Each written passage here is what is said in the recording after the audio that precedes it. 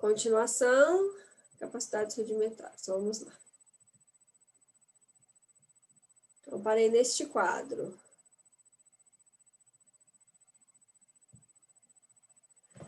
Então, a gente estava falando sobre as capacidades da preensão, né?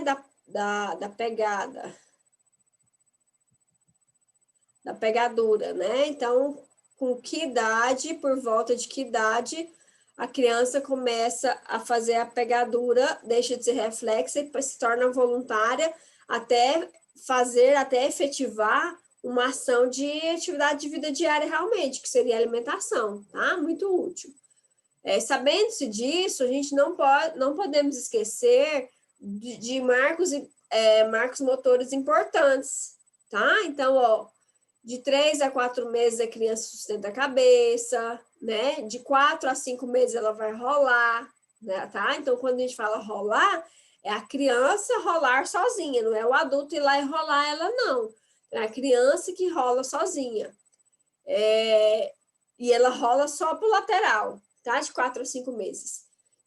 Com 6 meses, ela vai rolar e ficar de decúbito ventral, tá? Ela vai rolar pro ventral. Então, se ela tiver de supino, se ela tiver de decúbito dorsal, ela consegue fazer a volta completa e ficar de barriga para baixo, vai rolar sobre o ventral. Só com 6 meses completos, tá? Até de 4 a 5 meses, ela só vai rolar e ficar de lado. Então, ela rola e para de lado.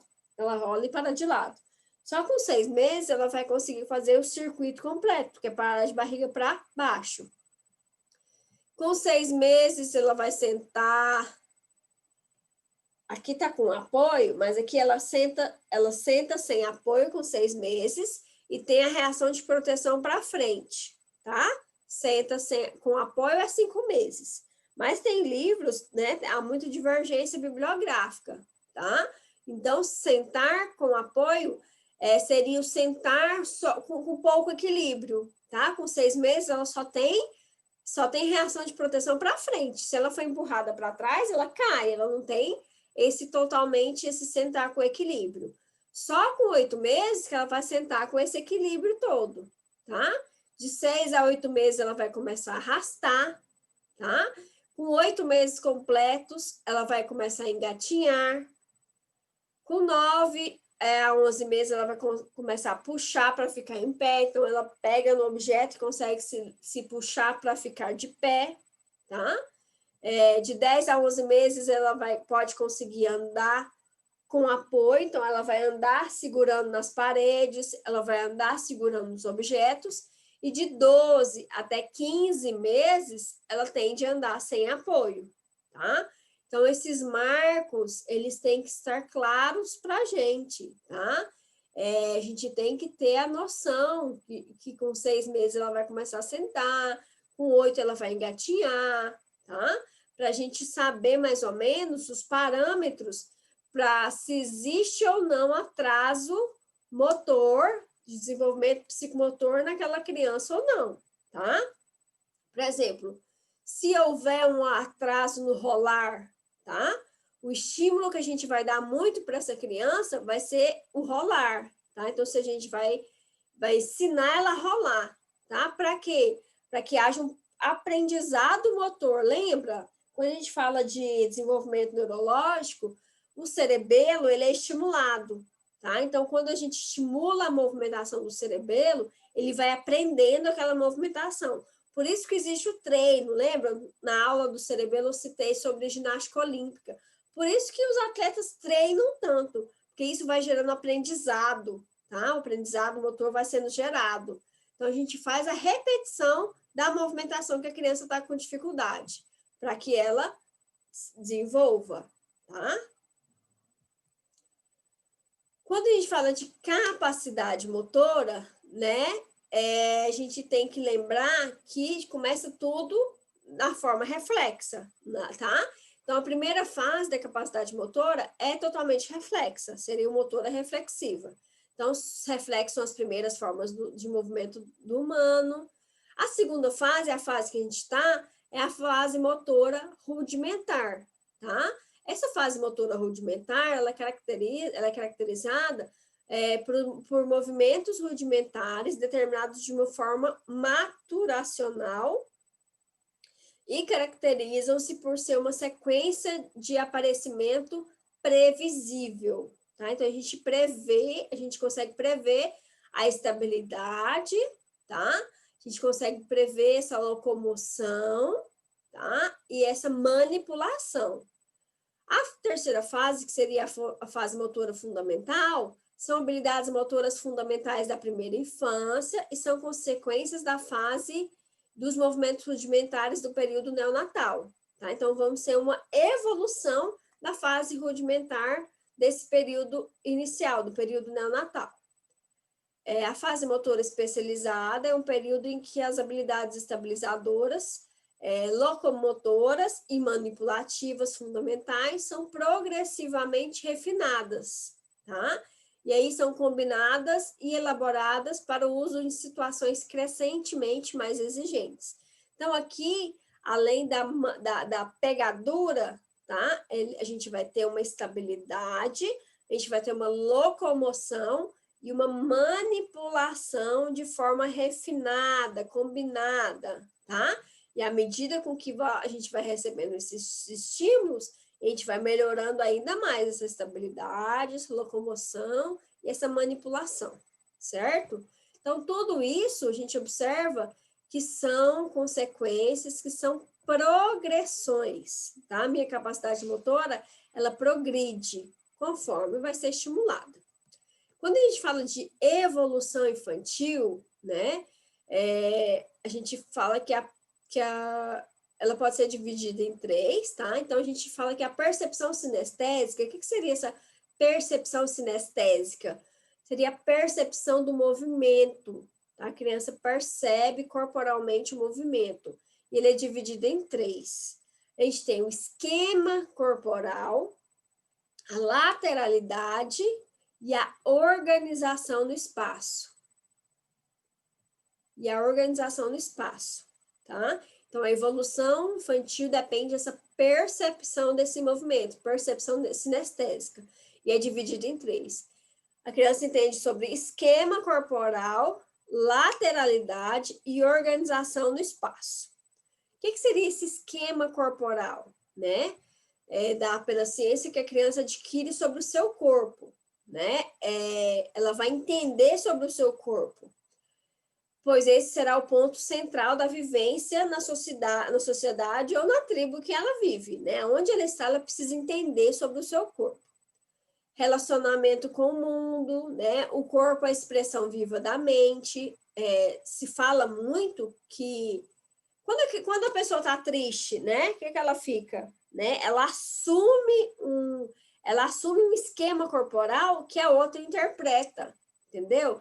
Então, a relação do esquema corporal é a formação, é a relação que a gente encara o mundo. Seria como a gente vai exibir nossas emoções, nossas sensações. Então, o esquema corporal, ele vai muito reflexão de como esse interno dessa criança está.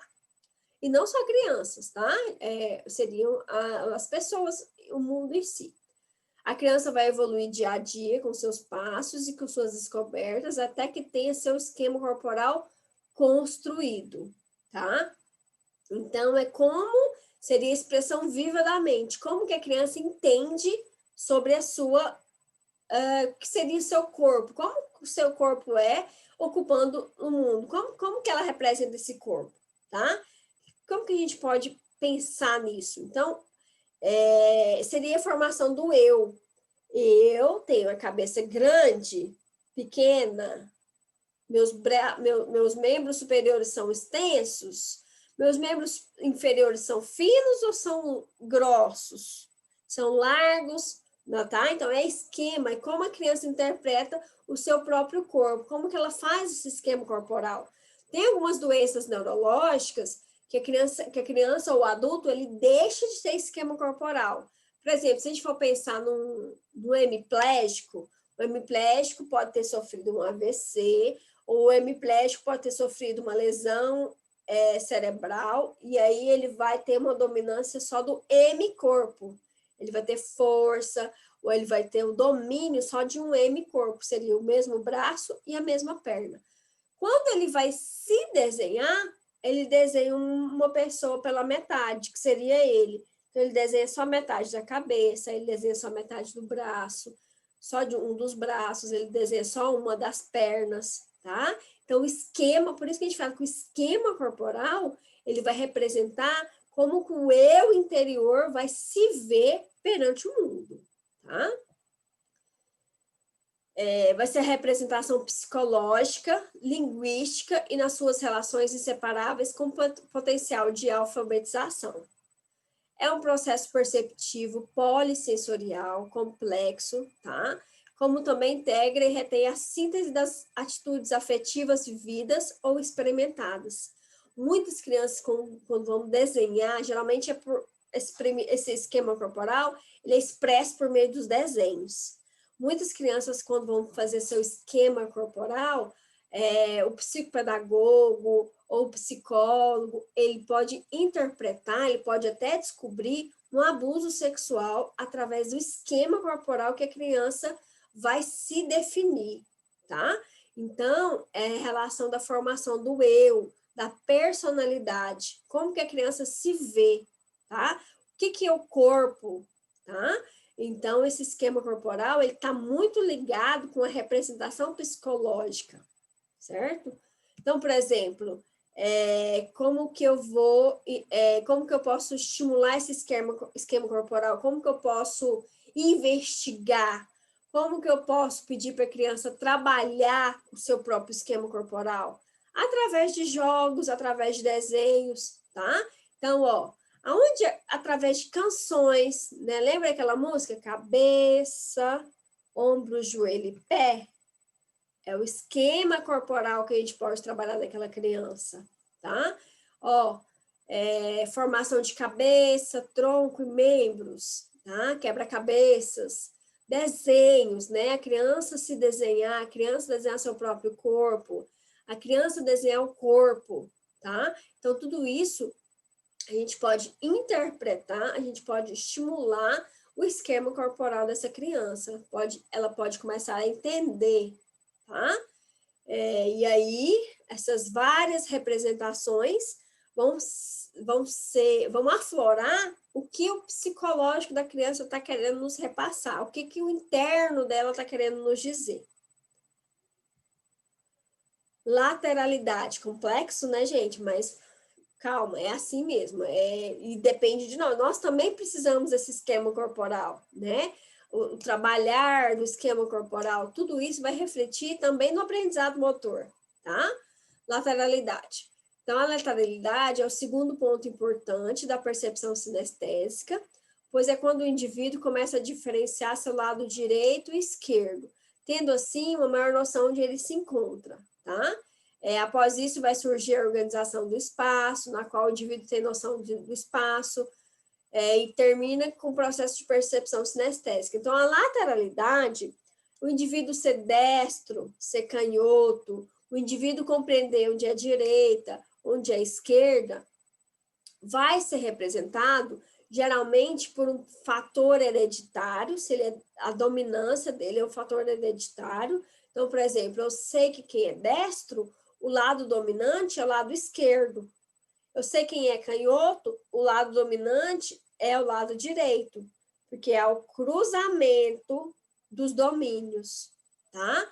Outra coisa da lateralidade, eu ser destro ou eu ser canhoto pode ser uma orientação hereditária.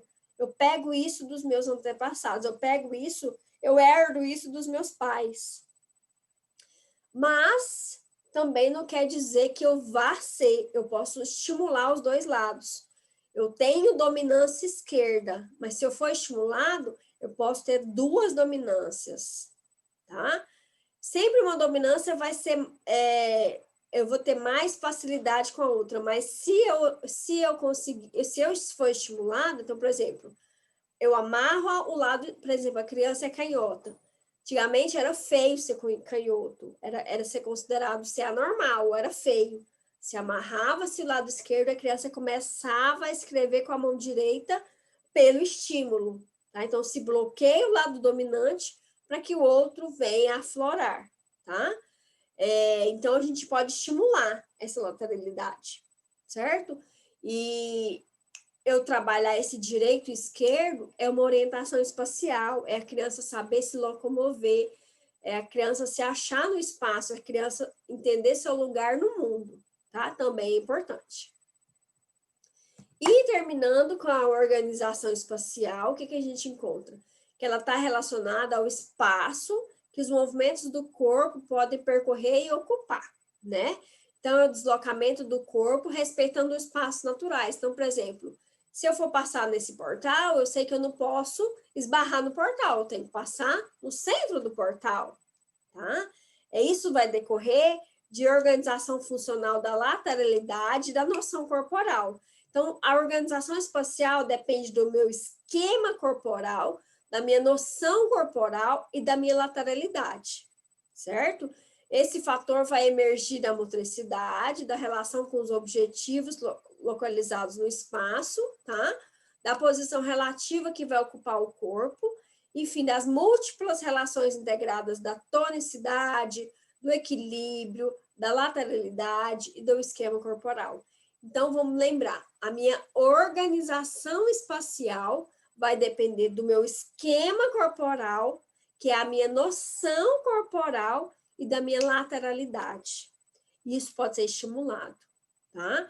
Então, tem patologias, por exemplo, disfunções cerebelares, perde-se a capacidade do indivíduo ter aquela coordenação em linha reta, perde-se o equilíbrio, vou afetar tudo isso, organização espacial, noção corporal, lateralidade, tá? Então, uma coisa vai depender da outra, tá? E aí eu vou tendo essa organização espacial, certo? Por isso que a gente tem que entender o fisiológico para a gente acompanhar e saber tratar o patológico. Olha aqui, ó, trabalhando lateralidade, trabalhando noção espacial, tá? Trabalhando espaço, tá? Então, esse aqui é um túnel vazado, tá? Onde a criança vem e ela vai entender o seu lugar no espaço, vai trabalhar a lateralidade, tá? Não tem túnel vazado? Vamos utilizar a criatividade, caixa de papelão, né? Fazer com que a criança passe de um lado para outro, ela se situe no ambiente, tá? Tudo isso eu estou trabalhando lateralidade, esquema corporal, noção corporal, estou trabalhando organização espacial, tá? E isso é aprendizado, e isso vai ficando melhor cada vez que é trabalhado. Certo? Então, a aula de hoje a gente tirou desse livro aqui, que tem na biblioteca virtual, tá? Compreendendo o desenvolvimento motor. Certo?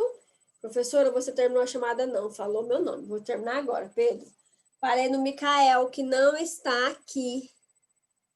Alguém antes do Micael que está aqui, eu não falei antes, que chegou agora?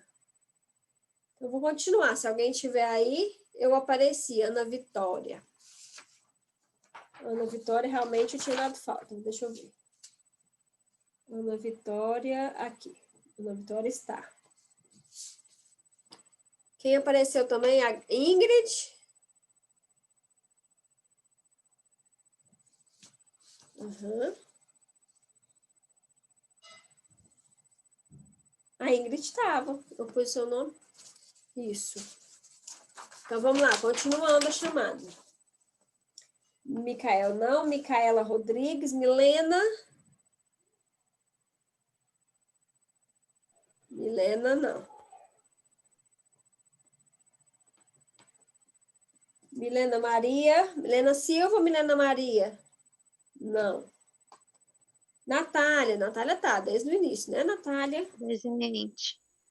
Pedro. Rafaela. Presente. Muito bem. Rafaela não, né?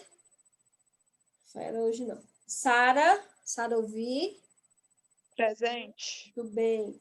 Tiago, muito bem. Vanessa, É, Presente. muito bem. Viviane, Presente. obrigada. O Alex. professor, o Alex está mandando lá no grupo, lá, em Deus da primeira aula, que ele não está conseguindo entrar. Ah, é? Ué, tem que ver, né? Então tá bom, gente.